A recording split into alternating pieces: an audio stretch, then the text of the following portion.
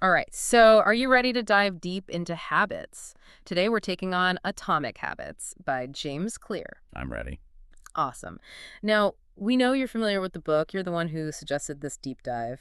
So we're going beyond the surface level here. We're digging for those golden nuggets. Yeah, those little insights that might have slipped by on the first read. Exactly. And figure out how we can actually apply those to, like, level up our lives. Absolutely. There's always something new to discover, even on multiple reads, I think. For sure. One of the things that always gets me is that concept of compounding. The Yeah, small gains and tiny losses. Like it's the snowball effect, but with our habits. exactly. Picture this, right? Two people, same starting line, same time, they start investing. Okay, got it. One person, they're consistently investing a little bit each month. The other person, they just invest when they have some extra money, sporadically. Hmm. After a few years, who do you think has a larger investment? Oh, easy. The one who's consistent. Even if it's a small amount, it's going to like multiply over time. Precisely. And Clear argues that this applies to our habits as well. Those tiny, consistent actions, the 1% improvements, they can compound and over time lead to really impressive results. So it's not about these like grand gestures. Right. It's the tiny daily choices that shape us over And time. imagine this. You make it a habit to just read 10 pages of a book each day. End of the year. Oh, wow. You've read over 3,650 pages, That's a lot. like reading 18 books.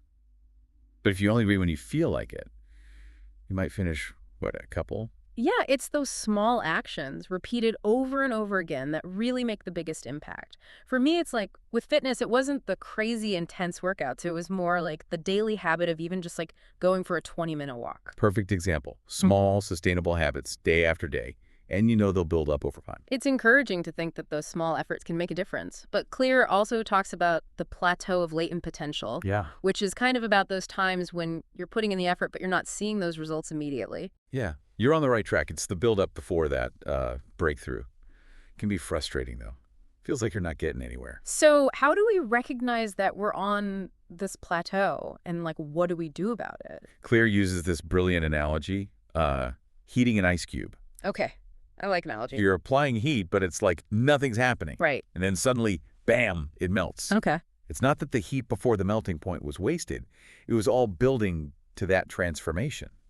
Okay, I get the analogy, but how does this like play out in like real life? Think about learning a language. Hmm. You spend weeks, maybe even months, learning vocab, grammar rules, Mm. and practicing how to say things, Mm. and you feel like you're not making progress. Hmm. Then one day you have a conversation with a native speaker, and suddenly it all clicks. You can understand them, they can understand you, and you realize, wow, I actually learned a lot. So all that effort was building that foundation, even though you couldn't see it on the surface. Exactly. So how do we stay motivated when we're in that phase, on that plateau? Easy to get discouraged. Yeah, for sure. You don't see those results right away. And it's easy to like want to quit. It's like a sculptor, right? Chipping away at a block of marble. Hmm. They don't see the statue immediately, Right. They have to keep chipping away. but each strike of that chisel is bringing them closer to their masterpiece. So we have to trust the process, even if we don't see those results instantly. That's exactly it. The plateau is not a sign to give up, but a sign to keep going. It's like a call to be patient and keep showing up. Okay, this is making me rethink like everything. Now, here's a concept that I think might be a little controversial. Clear has this bold stance on goals. Okay, yeah, let's hear it. He suggests that maybe we should ditch them completely and instead focus on building systems. Ditch goals completely. But goals, like, give us direction. They give us something to strive for. Why would he say to just abandon them like that? It's not that goals are inherently bad. It's more about how we approach them. He argues that goals often create this either-or mentality. Oh. Like, you either achieve your goal perfectly or you fail. Right. And this can lead to disappointment, even if you've made a ton of progress. Think of it like a basketball team, right? Yeah. The goal is to win a championship. Got it. But if they fall short, even after a great season, it might feel like all their effort was wasted. So we get so fixated on that end goal that we miss the journey, the progress we make along the way. Exactly. And instead of getting consumed by that goal, He suggests that we focus on building systems, Okay. those repeatable processes and routines that naturally lead to the outcome you're looking for. I'm getting the distinction, but can you give me like a real-world example? How does this play out? Say your goal is to lose 10 pounds. The traditional approach might be, really strict diet, intense workout schedule, all to reach that number on the scale. Which honestly leads to yo-yo dieting, those unsustainable habits. Been there, done that. A systems-based approach focuses on building daily habits that just naturally support weight loss, Okay. like cooking healthy meals, being more active, and prioritizing sleep. It's a lifestyle. It's not forcing yourself into this restrictive, unsustainable regimen. That's a much more sustainable approach. It's those small daily actions that build up. This is making me rethink like my entire approach to personal growth. I've always been so goal-oriented. It's not about abandoning goals entirely. It's more about shifting our focus to the process, enjoying the journey, not just chasing a fleeting goal. So find those habits, those small, repeatable actions that naturally lead to where we want to be. How do we even start building them? Clear breaks down the science of habits into a four-step feedback loop. This is the engine behind all our habits, the good and the bad ones. Okay, let's break down this feedback loop. First, the cue. This triggers the habit. It tells your brain, hey, time for this specific action. It sets the whole thing in motion. Exactly. What's next? The craving, the motivational force, the desire. Think of the smell of coffee in the morning that triggers a craving for the taste, the energy boost. So cue triggers craving, that desire to do the habit. And then the response, the actual habit. You take action to satisfy the craving. So in that coffee example, it's actually making the coffee and taking that first sip. Cue, craving, response. What's the last piece? The reward, the satisfaction you get, that reinforces the entire loop. The taste of the coffee, the warmth of the mug, the energy boost, that all tells your brain, do this again. Completing the habit loop, and it just continues. But Clear points out that a lot of our habits are like autopilot. We're not even aware of them. He tells this story about a woman who was a kindergarten teacher for years. Oh, yeah, I remember that one. She had this habit of telling her students to wash their hands all the time. It became so automatic that when she switched to a corporate job, she kept asking her coworkers if they'd washed their hands. It's funny, but it's kind of crazy how ingrained they can become. Exactly. And it shows how important awareness is. If we want to change our habits, we have to become aware of those automatic patterns. So how do we bring those unconscious habits to the surface? The habits scorecard. Ooh. You take inventory of your day, from when you wake up to when you go to sleep. Everything. Brushing your teeth, checking your phone, grabbing coffee, scrolling before bed, all of it. So it's creating like a timeline of our day. Exactly. But then you evaluate the impact of each habit. Is it positive, negative, or neutral? How do we even decide that, though? That's where the deep dive comes in. Yeah. Clear gives some guidelines, but the power is in customizing it to your values, your goals. So asking yourself, does this habit support the person I want to be, the life I want to create? Precisely. Let's say you want to be more mindful, more present, checking your phone at dinner with friends. Oh, yeah. That's probably negative, pulling you away from those meaningful connections. But for someone else, that same habit might be neutral or even positive, right? You got it. It's about becoming the scientist of your own life, observing your behaviors, evaluating them, based on your own unique aspirations. So much to think about. It's not just awareness, it's like critical thinking. Clear provides this fascinating example from the Japanese railway system to illustrate this. Okay. Pointing and calling. Pointing and calling sounds like something for little kids. It's a safety practice used by their conductors, really effective in preventing errors. Okay. They point at and call out every signal and every action. I'm starting to see where you're going with this, even for things they've done a million times. Exactly. It's about being present, staying aware, even with habitual tasks. Like a pointing and calling system for our own lives. Exactly. And that brings us to environment design. Because once we're aware, it's crucial to understand how our surroundings influence us. Okay, tell me more. How does our environment shape our habits? Clear says we overestimate our willpower and underestimate the influence of our surroundings. It's like we think we're in control. I can relate to that, like when you're trying to eat healthy, but there's a bowl of candy on the counter. Perfect example. Yeah. Think about stores. Treats are strategically placed to catch your eye, trigger those cravings. They're playing on our subconscious desires. Sneaky. What other examples does he give? Streaming platforms. Autoplay keeps us glued to our screens. They know it's easier to just keep watching. Hijacking our brains. Make it easier to do the passive thing rather than something more active. Exactly. But we can use this. Consciously design our environment to make it easier to stick to good habits and harder to fall into the bad ones. I love that idea, but how do we actually do it? One simple strategy is to make the cues for good habits obvious, accessible. You want to exercise. Yeah. Don't hide your workout clothes. Put them front and center. Exactly. And if you're trying to eat better, make the healthy snacks easier to grab. It's about making the right choice the easy choice. And then do the opposite for bad habits. Make them invisible, difficult. Hide the TV remote. Get rid of junk food. This is making me see how those small tweaks can be powerful. Now, to make those chances of success even higher, Clear emphasizes making good habits easy to start. The 2-minute rule. Oh, I love that one. But I'm guessing it's more to it than just 2 minutes. The idea is you break down the habit you want to build into its simplest form, something that can be done in 2 minutes or less. Okay, so like instead of saying run a marathon, I'd say put on my running shoes. Exactly. It's so easy you can't say no. The focus is on that first step, and that creates the momentum. So it's tricking your brain into starting. Exactly. Even if you only do that tiny thing, you've done something. You reinforce that habit loop. Okay, I'm already thinking about all the habits I can apply this to. Now, to make it stick, make it satisfying. This goes back to instant gratification, right? We need those rewards. Exactly. Our brains prioritize the immediate over the delayed. So how do we make those good habits more enjoyable right now? Clear has a few strategies. One is to pair something you want to do with something you need to do. Okay, examples. Say you want to listen to more podcasts, but you also have to fold laundry. Combine them. Take it in. Exactly. You make the task more enjoyable, and you're reinforcing that habit loop. I love that. Any other strategies? Habit trackers. I'm not always a fan of those. They feel like a chore. I get it, but Claire makes a good point. They provide a visual representation of your progress, like those check marks on a calendar. Oh. And that can be motivating, like you don't want to break your streak. I do like seeing those little visual reminders. And most importantly, Clear says they can be intrinsically satisfying. That feeling of checking something off your list. Like those little wins throughout your day. Exactly. And then when you look back over weeks or months, it's inspiring.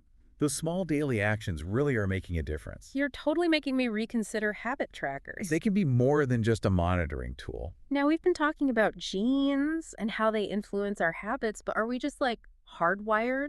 That's a tricky question.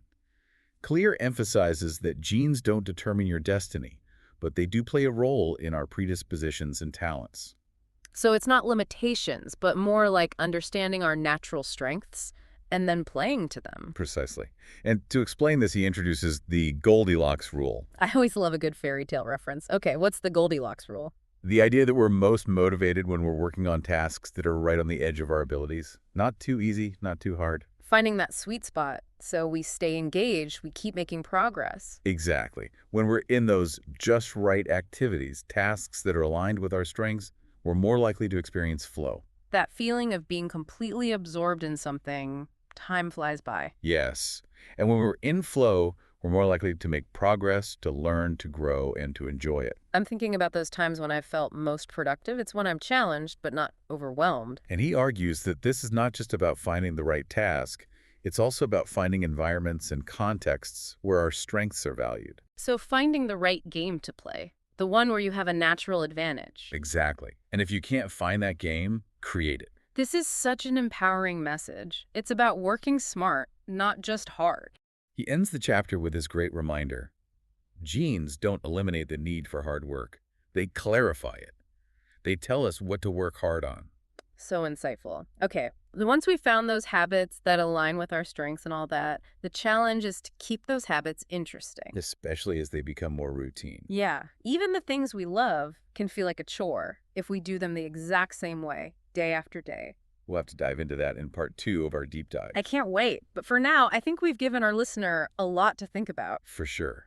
From the power of small gains to environment design and even a little bit about genes. Stay tuned for part 2 of our deep dive into atomic habits, where we'll figure out how to make those habits stick, how to get through those tough times, and ultimately how to create a life that reflects who we really want to be. Welcome back to our deep dive into atomic habits. Last time, we were talking about those good habits, the ones we work so hard to build. How do we keep them from getting stale, Totally. Routine can be such a motivation killer, even with things you enjoy. Like, I love running, but even I get bored with the same routes, the same playlist over and over. It's about keeping things fresh, even when the habit itself is more automatic. Clear suggests variable rewards. Remember how we talked about our brains loving instant gratification? Oh, yeah. Variable rewards play on that. They introduce an element of surprise. Okay, I see where you're going with this. Like those slot machines, you never know what you're going to get, so you keep playing. Exactly. Unpredictable rewards. Dopamine hits. Make the activity more exciting, more engaging. But how do we apply that to our everyday habits? I can't exactly install a slot machine in my living room. You don't need a slot machine. You just need to bring that surprise element into your routine. Say you're trying to make writing a habit. Mm-hmm. Instead of the same genre or topic every day, mix it up. Oh, Poetry one day, a short story the next, maybe even a blog post or song lyrics. keep things fresh and like challenge yourself. Exactly. And you're not sure what you're going to write about until you sit down to do it. Uh, That element of surprise keeps it interesting. it's like a little adventure each time. Okay, what are some other ways we can use variable rewards? Set small, achievable goals, and then reward yourself in a fun and unpredictable way when you reach them. Hit the gym 3 times this week. Yeah. Treat yourself to something you enjoy, but don't indulge in regularly. Instead of like a cheat meal, which would defeat the purpose, Yeah. I could do something else, like a movie, a massage, even just a nice long bath. Exactly. Rewards that align with your values make the habit more enjoyable and make it last longer. I'm liking this idea that habit formation doesn't have to be so rigid and boring. Absolutely. Make it fun, make it engaging, and those habits will stick. But then there are the slumps. We all have them. Those days when motivation is low. We're tired, uninspired. How do we push through and stay committed? $1 million question. It's so easy to fall off track when life gets busy or you just feel drained. One of the best ways, Clear says, to combat that is to make those good habits as effortless as possible. Reduce the friction. Those little obstacles that make it harder to stick to the habit, you want to make it easy, convenient.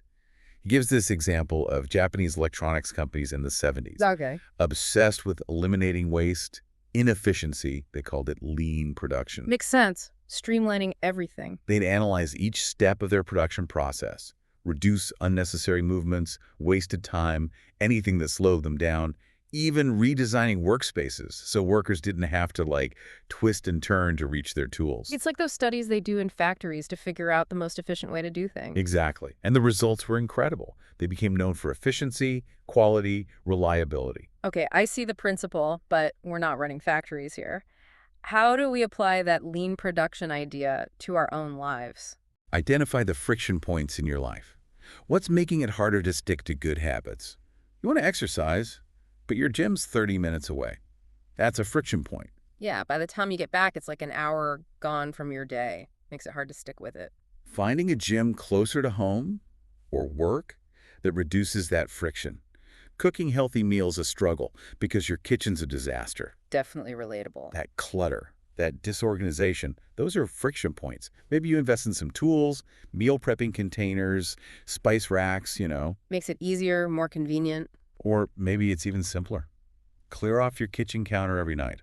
Clean slate in the morning. Love those little actions that set you up for success. He calls it priming the environment, Yeah. setting the stage. He tells this story about a guy who had a simple strategy for keeping his house tidy. Okay, what was it? Resetting the room. After watching TV, put the remote back, fluff the pillows, fold the blanket, leaving his car, toss any trash. Showering, quick wipe down to the toilet while the water warms up. Ingrained in the routine so it doesn't feel like a chore. Just those little moments. And it's not just cleaning up after yourself, it's preparing for the next action. Shifting the mindset. Exactly. Creating an environment that supports you. Now think about those decisive moments that shape our day. Decisive moments. What are those? The seemingly small choices we make all day long that either nudge us towards our goals or, well, away from them. Like that moment when your alarm goes off, snooze button, or get up and do your workout. Exactly. Or you're scrolling on your phone and you see a notification from Instagram. Get sucked in or put the phone down and do something else. It's true, those little choices, they can really impact your mood, your productivity, everything. Clear says they determine what options are available to our future selves. So if I stay up late watching TV, I'm making it harder to wake up early for that workout. Exactly. Each decision sets the stage for the next chain of events. Gotta be more intentional with those small choices. Now, reducing friction makes those good habits easier, But we also need to talk about the bad ones, the ones we're trying to break. They seem to have this, like, gravitational pull. They really do. No matter how hard you try, they always seem to find their way back. That's why Clear says make those bad habits impractical. Mm. Increase the friction. Make them harder to do. Trying to cut down on social media? Mm-hmm. Log out of your accounts. Or even delete the apps. Add in extra steps so it's less appealing. He tells a story about this businessman, John Henry Patterson, struggling with employee theft. I think I remember this one. He saw an ad for this new invention. Ritty's Incorruptible Cashier, the first cash register.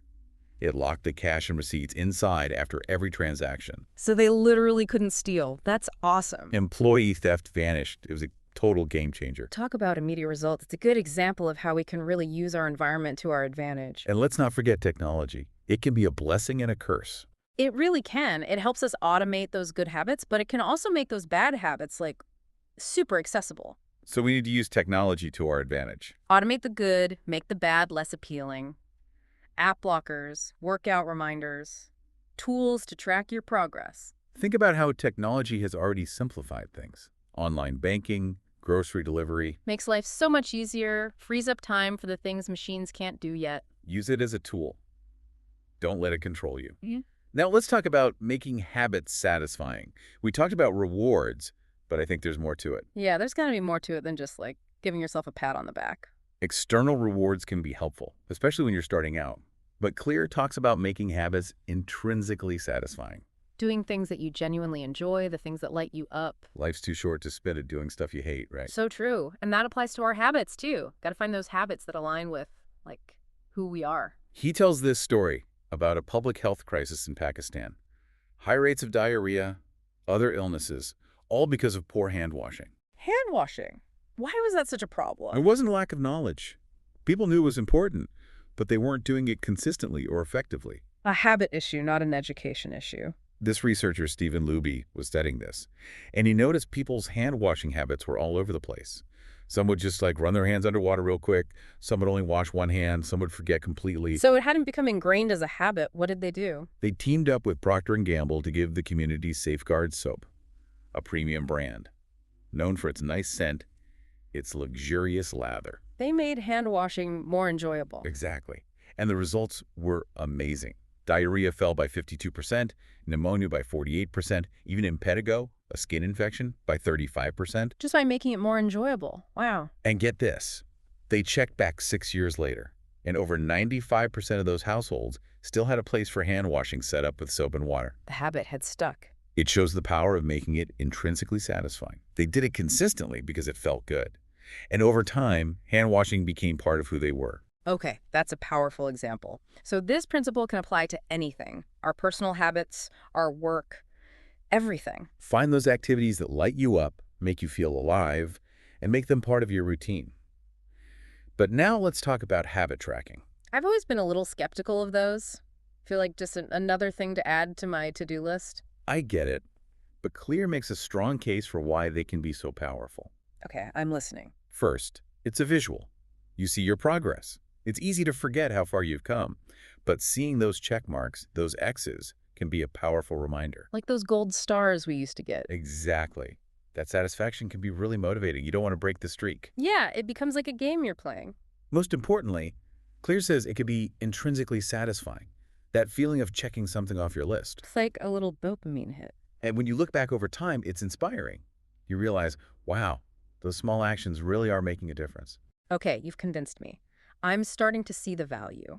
It's not just a monitoring tool. It can be a source of motivation, satisfaction, even inspiration. And a way to self-reflect. Yeah. Right. Identify patterns, see what's working, what's not. Now, we've talked about genes, but Clear also says we're not just products of our biology. Right. It can be hard to go against those ingrained patterns, but it's possible. And he gives a roadmap. Okay, lay it on me. How do we overcome those predispositions that might be holding us back? Awareness. Yeah. Understand your strengths, your weaknesses. Yeah. Where you might be naturally inclined towards certain behaviors. It's like those personality tests, right? But instead of just accepting the results, you use that info to make better choices about the habits you want. Exactly. And it's not about limiting yourself. It's about playing to your strengths. Yeah. And knowing you can develop areas where you're not naturally gifted. So, like, if you're an introvert, you don't have to force yourself to be the life of the party. But you can work on those social skills. Exactly. Work with your nature. And he says one of the most powerful ways we shape our character is through our habits. Our habits shape who we are. Those actions, those choices, they're literally shaping our brains, Yeah. creating patterns, our default settings. He puts it like this: every action is a vote for the type of person you want to become. So true. We need to be more intentional. But what about those negative beliefs? The ones that tell us we're not good enough? They can be so powerful. And they often come from past experiences, failures, setbacks. Mental roadblocks. Clear says to reframe them. Challenge those negative thoughts. Question their validity. Find evidence to the contrary. You think you're bad at public speaking. I actually do struggle with that. Look for evidence that contradicts that. Maybe a presentation that went well, positive feedback you got. Focus on the positive instead of dwelling on the negative. And surround yourself with people who believe in you. A good cheering section. Seek out mentors, friends, family who believe in you and your dreams. And distance yourself from those who bring you down. It's so true. The company we keep really does make a difference. Now, what about community? I've always thought of habit building as this solo thing. We're social creatures. We crave connection. And Claire says this can be really motivating when it comes to building habits. So if you join a group like a running club, you're more likely to stick with it because you're surrounded by other runners. It's a support system. People who understand the challenges, offer encouragement, and celebrate your wins. Shared experience. He also talks about groups like CrossFit gyms or Alcoholics Anonymous. They create a culture that reinforces those desired behaviors. It's like the group becomes stronger than the individual. Exactly. Accountability, support, makes it harder to fall back into old patterns. This is really making me think about the power of community. It's not just about willpower, it's about finding those connections. And the most successful groups, he says, make their habits both satisfying and rewarding. So it's about finding the right group. Be selective. Make sure it offers a sense of belonging, but also purpose, meaning. This has been so insightful, uncovering all these layers of habit formation. We're not just isolated individuals. We're part of this larger system, and those connections can have a huge impact. Feeling really inspired. So many strategies to actually make changes. Small changes, big results. Yeah. Understand the science, and you can use it to achieve your goals. Create a life that reflects what you really value. This is great, but I think we have to leave it there for now. We do. But make sure you join us for part 3. We're going to explore some concepts that weren't even in the outline, like the power of belief and how communities shape our habits. It's going to be good. See you there. All right, welcome back to our final deep dive into atomic habits. We've explored so much already, but as promised, we've saved some of the juiciest stuff for last. Stuff that wasn't even in the initial plan, but we just couldn't resist sharing. Yeah, these are the concepts that really dig into how our beliefs and our connections affect our habits, Yeah.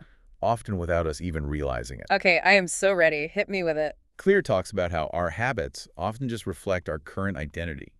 We behave in ways that match how we see ourselves, you know? So like if I see myself as a couch potato, I'm going to keep binge watching TV and snacking. Exactly. Habits as a self-fulfilling prophecy.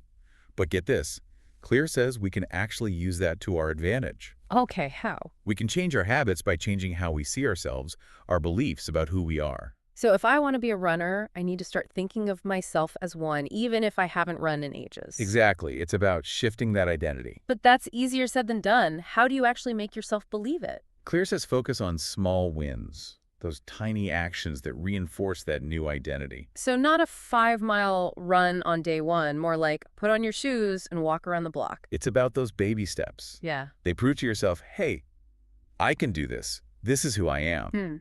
As you do those small things, your belief grows stronger. It's like building evidence. Okay, I like that. Evidence for the new you. He uses this analogy of voting. Each time you act in line with that new identity, you're casting a vote for that person you want to be. Oh, I love that. Like an election in your mind. But what about those negative beliefs, the ones that hold us back? I'm not good enough, or I'll never be able to do that kind of stuff. Those are tough. They really Yeah. are. They usually come from those past experiences, failures, things that made you feel defeated. It's like they create these walls in our minds, prevent us from even trying. Clear says the best way to overcome those is to reframe them. Challenge those thoughts, question them, find evidence that proves them wrong.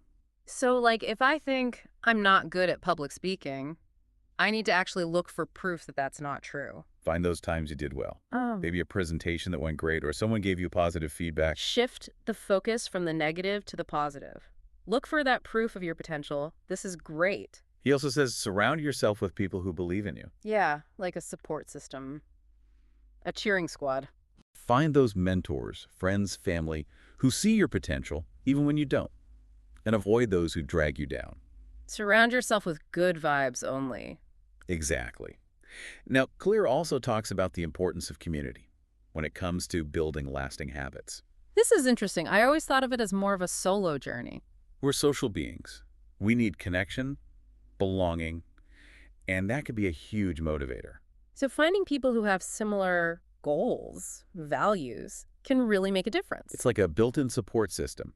People who get it, who can encourage you, celebrate with you. Think about running clubs. You're more likely to keep going if you're surrounded by other runners. Accountability buddies, right. He also talks about groups like CrossFit or AA, where the shared values make it harder to slip back into old habits. The group becomes stronger than the individual. And the most successful groups, he says, are the ones that make those habits both satisfying and rewarding. Makes sense. So it's not just joining any group. It's about finding the right one, the one that fits you. Be picky. Make sure it gives you that sense of belonging, but also a sense of purpose. Wow, this has been eye-opening. All these different layers of habit formation. We're not just these isolated individuals. Connections matter. I'm feeling super inspired, ready to put all this into action. Remember, small changes lead to big results. Understand the science, use it to your advantage, create a life you love. This has been incredible. We've gone deep, but it's been so worth it. Totally agree. Big thanks to James Clear for this amazing book. Atomic Habits. Everyone should check it out. And thank you for listening to this deep dive. We hope you've learned some new things and feel empowered to build those atomic habits that will shape your future. Absolutely. Until next time, keep learning, keep growing, and keep making those small changes that lead to big results.